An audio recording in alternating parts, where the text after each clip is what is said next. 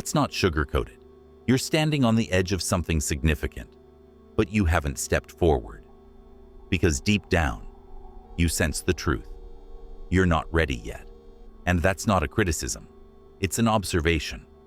A quiet truth you've buried beneath distractions, accomplishments, and obligations. You've felt it before, haven't you?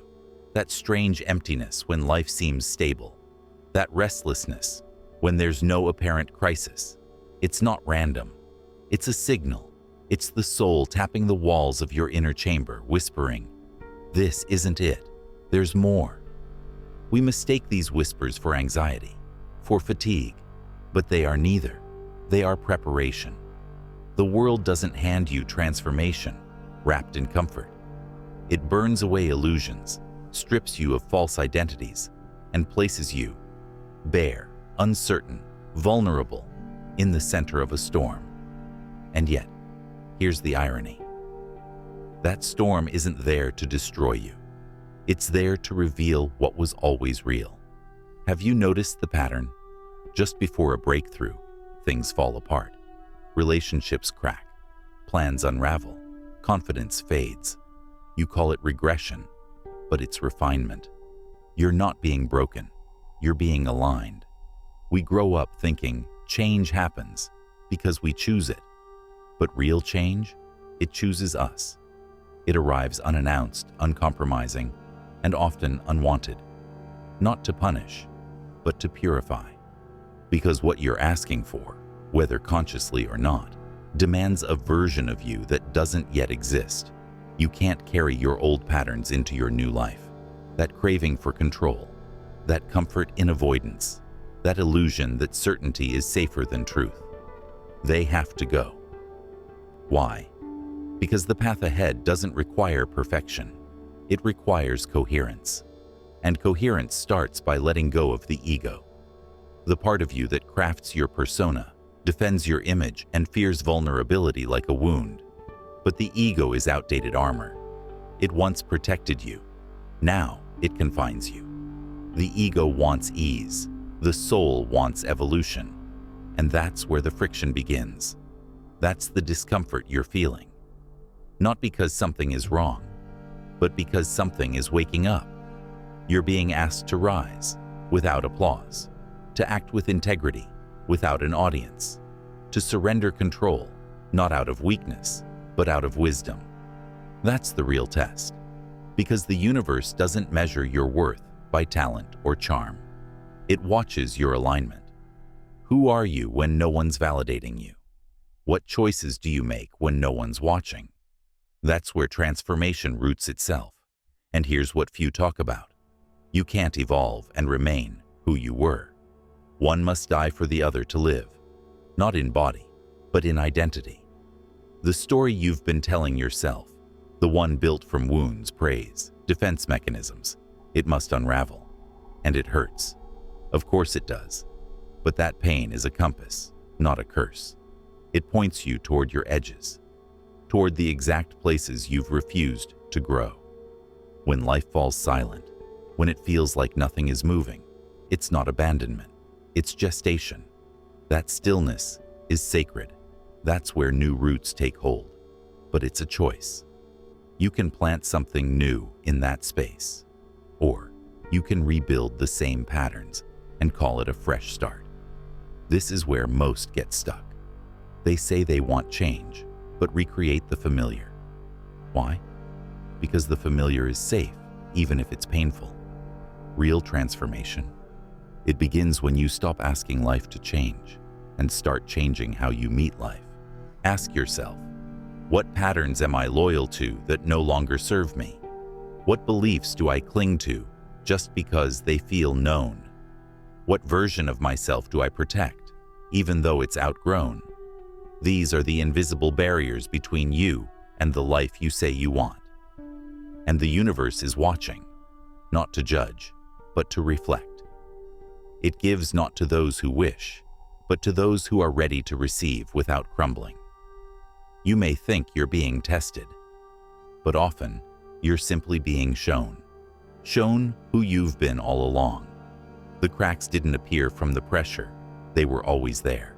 The pressure just removed your ability to hide them. So now the question shifts. Are you willing to look? Not just at your dreams, but at your defenses? Not just at your goals, but at your ghosts? Because until you do, you're not walking toward change. You're circling it, rebranding the old as new, calling comfort growth, naming distraction progress. But here's the key. Change doesn't start in the external. It begins with a decision to be brutally honest with yourself, to sit with discomfort without numbing it, to stop performing and start transforming. And when you do, when you finally drop the masks, when you show up as your real self, not polished, not perfect, but present, that's when the universe responds. Because it doesn't want perfection. It wants truth. And the truth is, you're not behind. You're not lost. You're simply standing at the gateway between who you were and who you're becoming. And the cost of entry? Everything that no longer fits. So, are you willing to let it burn? To let the old self dissolve without clinging? Because beyond that fire lies something you haven't met yet. Your real self. The one who doesn't fear the unknown, because it is the unknown. The one who doesn't chase approval, because it radiates authenticity. And once you meet that version, you'll understand. Life didn't delay your blessing. It was waiting on you, not to be more, just to be true. This isn't the end. This is the beginning. The only question that remains is, will you step forward now, even if no one claps? You see, stepping forward isn't about bravado. It's not about certainty. It's about willingness. Willingness to question everything you've built, if it was built on fear. Willingness to stop defending a self that was never free. Most people think they need to become something more, but in truth, they need to become something real. That's the difference between striving and awakening. One is built from lack. The other is built from clarity. When you strip away the distractions, the labels, the roles you play, what's left? That's the you that life is waiting for. Not the one dressed in ambition, the one anchored in awareness. And this is where discomfort becomes sacred. Because discomfort is the birthplace of truth. It's in the moments of uncertainty, not the moments of achievement, that you see what you're made of. Not what you've learned to show the world, but what's always been underneath. So ask yourself again, who am I when I'm no longer performing? What remains when the masks fall off? What part of me have I silenced just to feel accepted, just to avoid rejection? Because every time you abandon yourself to belong, you create a crack in the foundation of your soul. And eventually, those cracks echo louder than any applause you've earned from pretending. True belonging isn't when others accept you. It's when you no longer abandon yourself for their acceptance. And here's the philosophical pivot. Maybe the universe isn't external at all. Maybe life is just the mirror of your own readiness.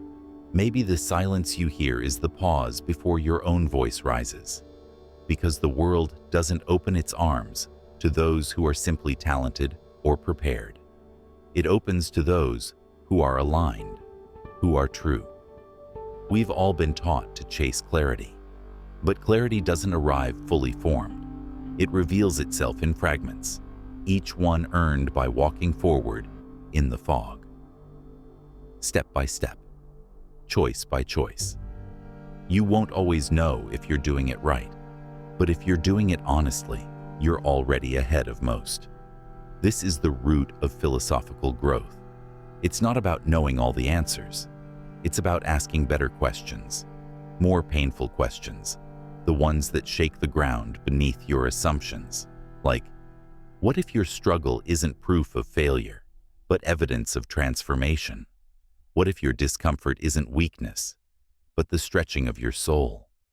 What if life hasn't given up on you, but is simply demanding more authenticity than you've ever dared to give? You're not lost. You're in transition, a passage, and every passage feels like dying to what was. before you're fully born into what will be. So give yourself permission to grieve. Grieve the old self that did its best. Grieve the illusions you had to believe just to survive. But don't get stuck there. Grieving isn't the end. It's the sacred clearing, the inner wildfire that makes room for something truer to rise. And what rises from that inner fire? Not certainty, not control, but presence. An awareness so still, it no longer needs to prove anything. That's when you stop chasing alignment and start being aligned. That's when you don't just talk about purpose, you embody it. Not for validation, not for status, but because anything less would now feel like betrayal. You've seen behind the curtain. You've touched the false scaffolding. Now you can't go back. And that's the turning point. Not when the world changes, but when you do. When you realize you don't need to fight for your place in the universe. You just need to take it. Not out of entitlement, but out of truth. You were never meant to shrink. You were never meant to fit in. You were meant to wake up, to rise, to burn away what's false and stand bare in what's real. So if you're still listening, still breathing in these words, know this: you are not broken. You are being rebuilt with intention, with integrity, with a foundation that won't collapse under the weight of your calling. Now, the only question left is this: when the old self knocks, asking to be let back in, will you open the door? Or will you, with love and finality, say, "Thank you, but I'm not that anymore"? Because that's the threshold, and once crossed, the world doesn't just change around you, it changes because of you. Not louder, but deeper, not faster, but truer. And that's where philosophy and life meet, at the intersection of who you've been and who you choose to become. Welcome. You've just begun.